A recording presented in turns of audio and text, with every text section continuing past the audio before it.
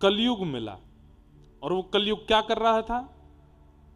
एक बैल वृषभ के 3 पैर काट चुका था, 4था पैर काट रहा था कलयुग। और परीक्षित ने उसको देख लिया, तलवार निकाल के कलयुग को मारने के लिए गए, चरणों में गिर गया, मुझे मत मारिए, पहचान तो कर लीजिए मैं कौन हूं। बोले कौन हो?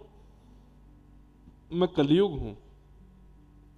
और ये कौन है? बोले ये धर्म है, धर्म के 4 चरण हैं, सत्य, दान, दया और पवित्रता।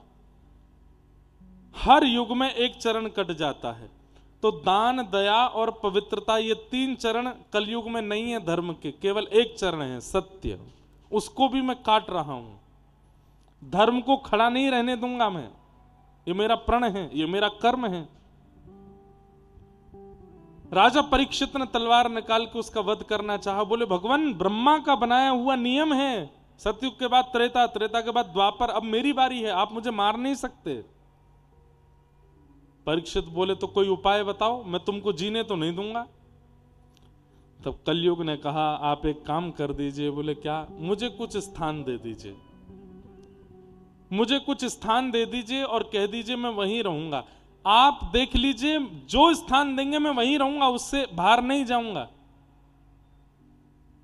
5 स्थान कलयुग को प्रदान किए। कितने बड़े आश्चर्य की बात है, 5 स्थान हैं कलयुग के पास, लेकिन फिर भी कलयुग का प्रभाव पूरे विश्व पर है। इसका मतलब इन 5 स्थानों में से किसी एक स्थान में सही हमारा प्रवेश है। द्यूतम मानम स्त्रियः सूना, ये पहले 4 स्थान दिए। और पुनश्चया चमानाय जात रूप मदात प्रभु, 5 स्थान, जिसमें पहला स्थान है द्यूतम यानी कि जुआ। और एक बात बोल दूं आपको, पाप का एक स्वभाव है, जब तक आपने सुना ना हो कि ये करने से पाप होता है, तो कई बार पाप 90% नहीं लगता, 10% लगता है। जैसे छोटे बालक कभी कभी जीव हिंसा कर देते हैं, किसी छोटे कीड़े वगैरह को पकड़ के मार देते हैं। अब उनको पता नहीं है कि ये पाप है, तो उनको पाप नहीं लगता। लेकिन जब पता चल जाता है, थोड़े बड़े हो जाते हैं, उनको बता दे भाई ये पाप है, नहीं करना, उसके बाद यदि मारें तो पाप लगता है। पता होने के बाद पाप 100% लगता है, और पता ना होने पर 10% लगता है। अब तक आप यदि ये 5 क्रिया करते आए थे तो कोई दिक्कत नहीं थी, लेकिन अब अगर की आज सुनने के बाद तो 100% पाप लगेगा। इसलिए या तो पहले ही चले जाओ कि सुनना ही ना पड़े, लेकिन जब उठ के जाओगे तो थोड़ा ये सोच लेना, जब उठ के जाओगे तो लोग बाग देखेंगे नहीं, बताओ देखो पाप करना इसको ज्यादा जरूरी है, उठ के जा रहा है, तो उठ के मत जाओ, बैठे रहो, जबरदस्ती सुन के जाओ, कान खोल के सुनो। सबसे पहला कलयुग का निवास स्थान है द्यूतम यानी कि जुआ, उसमें कलयुग निवास करता है। जुआ का मतलब कोई खेल नहीं होता, जुआ का मतलब जहां पर धन दांव पर लगा दिया जाए वो जुआ है। अब चाहे वो जहां भी हो, जहां पर धन दांव पर लगा है वो जुआ है। द्यूतम। दूसरा स्थान पानम, मदिरा पान, पीला पानी पीते हैं लोग, उसमें कलयुग का निवास है। उसके साथ साथ ये नशीले जितने भी पदार्थ हैं उनका सेवन करना, उसमें कलयुग का निवास है। द्यूतम पानम स्त्रिय, विवाह लिया, अग्नि के फेरे, पति पत्नी हो गए, उसके उपरांत भी पर स्त्री के प्रति या पर पुरुष के प्रति भाव रखना, इसमें कलयुग का निवास है। और हिंसा में कलयुग का निवास है। विवाद करना, जबरदस्ती की लड़ाइयां करना, कलेश करना, किसी के साथ लड़ना झगड़ना, बहुत ज्यादा उपद्रव करना, इसमें कलयुग का निवास है। और 5वां और अंतिम स्थान है बिना मेहनत के धन कमाना, बिना परिश्रम के धन अर्जन करना, ये 5 स्थान है। आप में से कई लोग हंस गए और बोले कि हम तो गए ही नहीं 5 में से। ऐसा हो ही नहीं सकता। ऐसा हो ही नहीं सकता। इन पांचों में से कहीं तो हाथ पैर या उंगली घुसी हुई है, तभी कलयुग का प्रभाव हो रहा है। या तो धन दांव पर लगा है, या फिर हमारा मुख का भोजन शुद्ध नहीं है, पानम में लगे हुए हैं, कोई नशीला पदार्थ आदि कुछ सेवन करते हैं।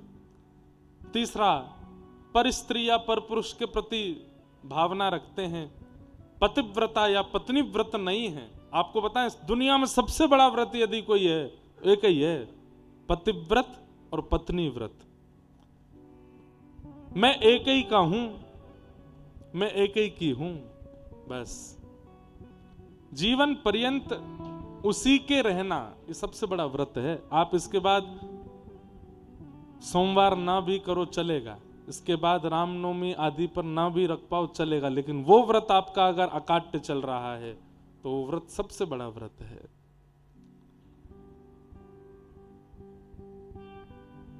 स्त्रिय सूना, हिंसा ना करना। कई लोग हैं छोटी छोटी बात पर विवाद करते हैं, लड़ते हैं, झगड़ते हैं, उनको आनंद आता है, उनको मजा आता है कि लड़ाई हो, इसका मूड फूटे, दो चार लोग भिड़ जाएं आपस में, इसके कपड़े फटें, इसके बाल खींचें, पुलिस आवे, थोड़ी लाठी बरसे, तब तो थोड़ा मजा आवेगा। कई लोग ऐसे होते हैं। कथा में भी कई लोगों का ऐसा भाव होता है, महाराज जी ज्यादा रस की बात नहीं, थोड़ा मार धाड़ भी थोड़ी सुनाया करो। भीम दुर्योधन का युद्ध कैसा हुआ, गदा वदा कैसी चल रही थी, बाण वाण उठा करके कैसे चलाए गए, थोड़ा ये भी। कई लोग पिक्चर और वो देखते हैं, उसमें भी उनको वही देखनी जिसमें जो है थोड़ी मारपीट हो रही हो, वो वाली पिक्चर दिखाओ जिसमें थोड़ी मारपीट हो, खून खराबा हो रहा हो। अरे आप करते नहीं है लेकिन आपको देखना प्रिय है, तो भी आप उस स्थिति में हो। हिंसा। द्यूतम पानम स्त्रियः सूना, और पांचवा है बिना मेहनत के कमाया गया धन। इसमें तो लगभग हम सब हैं, बिना मेहनत के कमाए गए धन में हम सब हैं। हमारे पूज्य नाना जी कहते थे, लाला हम कथा वक्ता हैं, हमको सहज में ही लोग कुछ भी दे जाते हैं, तो बोले इसकी भरपाई केवल ये होगी कि खूब मेहनत करके ठाकुर जी का मंगल मंगल यश सुना करके भक्त बनाओ, तो ही तुम धन पचा पाओगे, नहीं तो नहीं पचा पाओगे। बिना मेहनत के कमाए गए धन में कलयुग का निवास है। इन 5 स्थानों से जो व्यक्ति बच गया उस पर कलयुग का कोई प्रभाव नहीं पड़ेगा, नहीं होगा। द्यूतम पानम स्त्रियः सूना, यत्रा धर्मश्चतुर्विधः पुनश्च याचमानाय जात रूप मदात प्रभो। ये 5 स्थान कलयुग को दे दिए और कहा इन 5 जगह पर रहना। कलयुग बोला धन्यवाद। लेकिन इतना हंस करके कलयुग जा रहा था, परीक्षित बोले मैंने 5 छोटे से स्थान दिए फिर भी तुम हंस रहे हो। बोले देखना प्रभु, कलयुग जब प्रचंड स्थिति में आएगा, ये 5 स्थान से बाहर नहीं जाऊंगा मैं, फिर भी लोग मेरा ही आस्वादन करेंगे, मेरे ही आश्रय में रहेंगे। बंधुओं, मैं आप सब लोग तो कथा सुनने वाले लोग हैं, हम लोगों को ज्यादा नहीं